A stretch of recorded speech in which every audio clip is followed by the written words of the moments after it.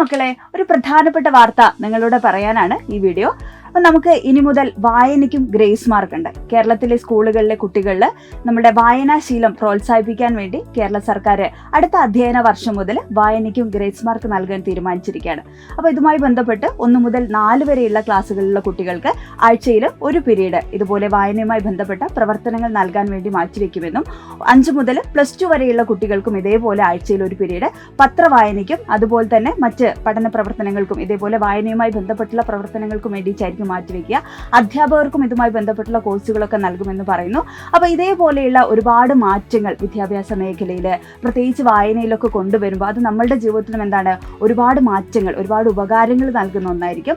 അപ്പോൾ ഈ മാറ്റത്തിന്റെ ഭാഗമായിട്ട് നമുക്കും നല്ല നല്ല പുസ്തകങ്ങൾ, സാഹിത്യത്തിനും അപ്പുറത്തേക്ക് വിജ്ഞാനം നൽകുന്ന, അറിവ് നൽകുന്ന സയൻസിലെയും സോഷ്യൽ സയൻസിലെയും ഒക്കെ കൃതികൾ നന്നായിട്ട് പഠിച്ച് നമുക്ക് തുടങ്ങാം. അപ്പോൾ ഈ വലിയ മാറ്റത്തിന്റെ ഭാഗമായിട്ട് എല്ലാവരും ഇപ്പോഴേ വായിച്ചു തുടങ്ങും.